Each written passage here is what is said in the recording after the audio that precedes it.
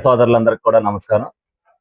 ఏదైతే గత వారం 10 రోజులుగా సాయి కృష్ణ అనే వ్యక్తి చనిపోవటమో లేకపోతే కనిపించకపోవటమో ఏం జరిగింది అనేది వాస్తవం తెలియలేదనే ఉద్దేశంతో గౌరవ ముఖ్యమంత్రి చంద్రబాబు నాయుడు గారు ఒక సీఏని దాని మీద ఏదైతే జరిగిందని వాళ్ళు ఏదైతే చెప్తున్నారో దీన్ని దృష్టిలో పెట్టుకుని అతన్ని సస్పెన్షన్లో పెట్టి దాని మీద ఎంక్వైరీ చేయడం జరిగింది. నిన్న గౌరవ ఉప ముఖ్యమంత్రి పవన్ కళ్యాణ్ గారు మళ్ళీ చంద్రబాబు నాయుడు గారు ఎవరైతే ఉన్నారో ఆ తల్లిని పిలిపించి అసలు ఏం జరిగింది ఏంటనేది కూడా కనుక్కోవడం జరిగింది. ఎక్కడైనా ఏదైనా లా అండ్ ఆర్డర్ ప్రాబ్లం వచ్చినప్పుడు ఒక రౌడీ షీటర్గా అతన్ని తీసుకెళ్తాం జరిగింది. విచారించుంటారు. ఒకవేళ ఏం జరిగింది అనేది అతని దగ్గర నుంచి స్టేట్మెంట్ తీసుకుని ఉంటారు.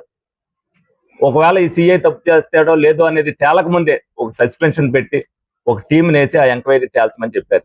ఈలోగానే అసలు ఎవరో రౌడీ షీటరో ఎవరో సాయి కృష్ణ అనేది మాట్లాడుకోకుండా ఒక కాపు కులస్తుడిని తీసుకెళ్లి చంపేసింది తెలుగుదేశం పార్టీ ప్రభుత్వం అని చెప్పి దీన్ని పవన్ కళ్యాణ్ గారు ఖండించరా అని చెప్పి గత 10 రోజులుగా చెప్తున్నారు.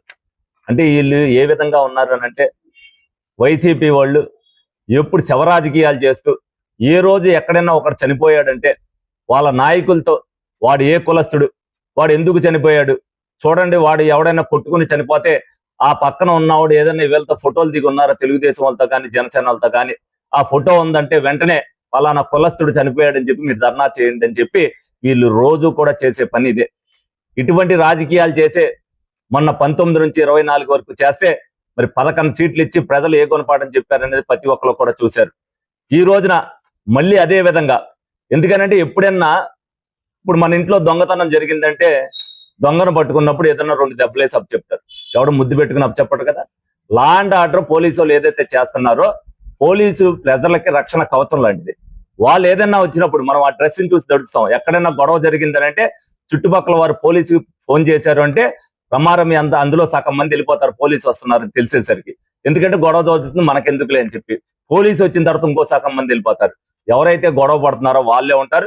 వాళ్ళని తీసుకెళ్లి విచారించి వాళ్ళు న్యాయం చేయడం జరుగుతుంది. ఏం గొడవ జరిగింది ఏంటనేది. అంటే పోలీస్ అనేది ప్రజలకు రక్షణ కవచంగా ఉండాలి కానీ పోలీసుల మీద విమర్శ చేయడం కూడా తగదు.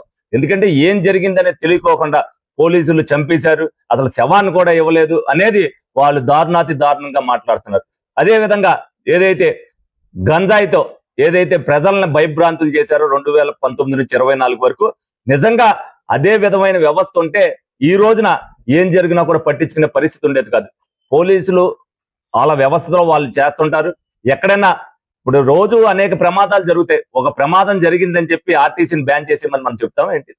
ప్రపంచవ్యాప్తంగా అనేక యాక్సిడెంట్లు జరుగుతాయి.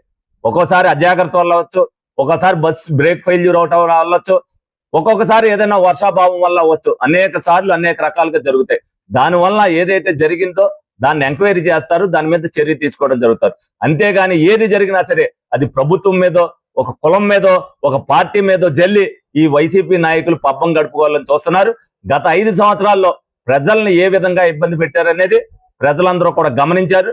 డెఫినెట్ గా ప్రజలు ఏదైతే వీళ్ళు విషరాజకీయాలు చేస్తూ ఏదైతే పక్కనోడి మీద ఏదో ఒకటి బురద జల్లేస్తే వాళ్ళే చూసుకుంటారులే మనకెందుకని చెప్పి ఏదో ఒకటి మాట్లాడేసిన తర్వాత వాళ్ళే కడుక్కుంటారులే అన్న వదిలేయటం, ఒకటి తర్వాత ఒకటి మాట్లాడుతూ సోషల్ మీడియాలో పెడతాం. ఇది ఒక ఫ్యాషన్ అయిపోయింది వైసీపీ వాళ్ళకి. ప్రజలంతా కూడా దీన్ని గమనించాలి. డెఫినెట్ గా వాళ్ళు ఏదైతే విష సంస్కృతితో కుల రాజకీయాలు కానీ శవ రాజకీయాలు చేస్తున్నారో ప్రజలు దీన్ని గమనించి తిప్పి కొట్టవలసిన బాధ్యత వాళ్ళకు కూడా ఉంది.